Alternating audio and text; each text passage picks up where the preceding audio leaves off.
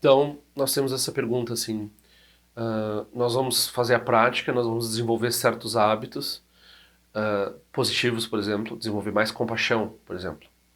Só que esses hábitos, eles não são definitivos. Esses hábitos, claro, eles servem para contrabalançar certos hábitos negativos, mas eles também vão se dissolver, eles também não são algo que tem a ver com o estado definitivo, porque nenhum hábito tem a ver com o estado definitivo. Então, qual é a utilidade de desenvolver hábitos contra hábitos, né?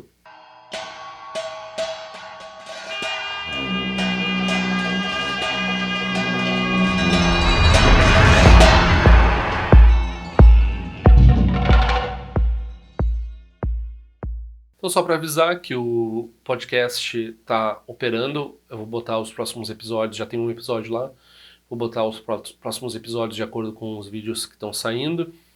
E né, o endereço vocês encontram na descrição e eu vou colocar aqui na tela também. E se quem quiser continuar contribuindo para minhas atividades, por favor, o link é esse. Muito obrigado. A metáfora mais correta que eu ouvi sobre isso foi do Shagdu Tulku Rinpoche, no qual ele sempre falava de, né, no começo a gente quer fazer um trabalho para a escola, tem uma cartolina, a cartolina está enrolada.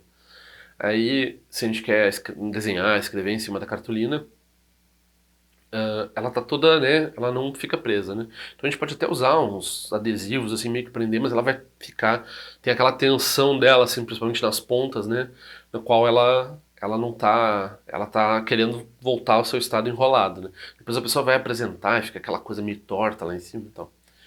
Então, o que que ele falava? Então a pessoa pega, ela enrola a cartolina no lado no sentido oposto, né? As tensões que estavam produzindo a cartolina ficar para cá, elas ficam aqui. E daí a cartolina fica toda meio, ela fica meio guenza assim mesmo, né? Porque ela tá meio para lá e para cá, assim, mas ela não tá mais querendo se enrolar, ela tá só meio, ela não tá lisa. E daí a segunda etapa, tu apenas deixa a cartolina numa superfície plana, se tu deixar por tempo suficiente, né, alguns dias, algumas semanas, ela vai assumir ela vai ficar plana como a superfície. Então tem essa etapa da prática na qual a gente descansa. Tem uma etapa que a gente faz um esforço e tem uma etapa que a gente descansa. Então essa parte do esforço, ela é importante. Se a gente tentar botar para descansar a cartolina enrolada, ela vai permanecer enrolada apenas. Ela não, ela precisa, ela tem hábitos tão arraigados que ela não vai por si só ficar num estado plano. Ela precisa passar por esse processo com esforço de desenvolver hábitos no sentido oposto. Esses hábitos, eles estão de acordo com a natureza real da cartolina, que é o fato dela ficar plana, assim, né? Então, ou a natureza mais útil dela, né? No caso, a metáfora tem seus limites. Então, quando a gente enrola no sentido oposto, por que a gente está enrolando no sentido oposto? Porque ela está enrolada nesse sentido. Então, a gente não naturalmente está sendo compassivo. Então, a gente precisa produzir artificialmente, aspirar e fazer esforço, fazer prática e tal, para desenvolver compaixão. Aí parece que a gente está criando uma artificialidade que depois, né, a gente vai ter que abandonar essa artificialidade, porque para que a gente está gerando mais confusão, né? Não, mas a gente gera isso para a cartolina ficar suficientemente de acordo com a natureza dela e daí a gente poder largar ela e descansar sobre si própria, que é uma natureza que tem um hábito. Então, o hábito da cartolina plana a gente vai dizer que é igual ao hábito da compaixão ilimitada, né? Então, quando a gente está gerando os hábitos do Dharma, normalmente eles têm a ver com o resultado final, eles têm a ver, né? A gente está gerando qualidades, essas coisas que elas são expressões do que nós realmente somos. Então é mais. Mas por que não é mais fácil ir nesse sentido do que no outro? Porque tem hábitos criados por vidas e vidas, nos quais a gente está tendo pouca compaixão, tendo obstáculos, dificuldades para entender o Dharma e assim por diante. Então a gente está girado todo para um lado aqui, desatenção, distração, etc. Então a gente gera hábitos que se coadunam com a nossa natureza verdadeira, que é plena de atenção, plena de entendimento do Dharma, plena de compaixão e assim por diante. Mas a princípio a gente produz isso com esse esforço, com essa atitude deliberada, com essa atitude construída, né? Então tem a prática, tem o caminho.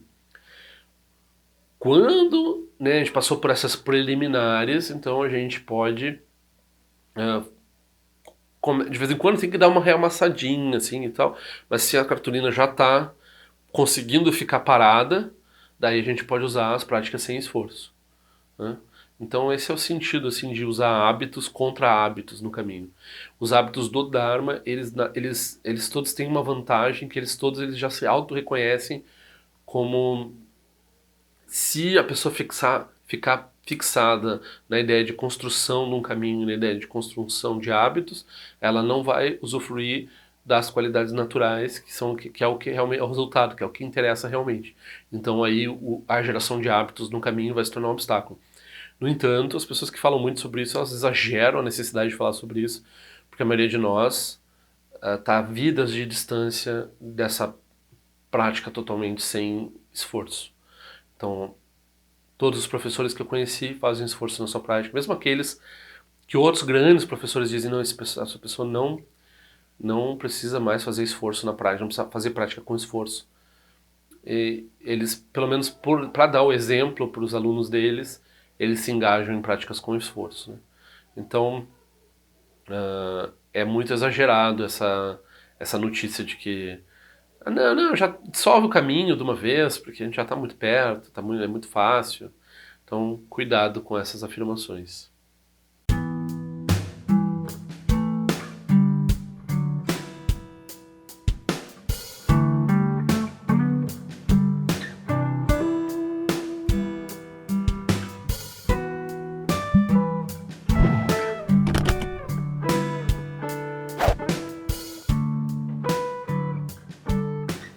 Ei, não esquece de se inscrever no meu canal, é importante para mim.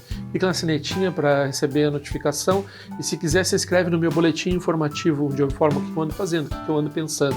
Também para contribuir de alguma forma com esse canal, esse é o endereço. Eu espero que em breve nós nos vejamos na prática do Dharma. Ao longo de minhas muitas vidas e até este momento, todas as virtudes que tenho alcançado, inclusive o mérito gerado por esta prática e todas as que vier a conseguir, ofereço para o bem-estar dos seres sencientes. Possam a doença, a guerra, a fome e o sofrimento diminuir para todos os seres, enquanto sua sabedoria e compaixão aumentam nesta e em vidas futuras. Possa eu claramente perceber todas as experiências como sendo tão insubstanciais como o tecido do sonho durante a noite e imediatamente despertar para perceber a manifestação de sabedoria pura no surgir de cada fenômeno. Possa eu rapidamente alcançar a iluminação para trabalhar sem cessar pela liberação de todos os seres.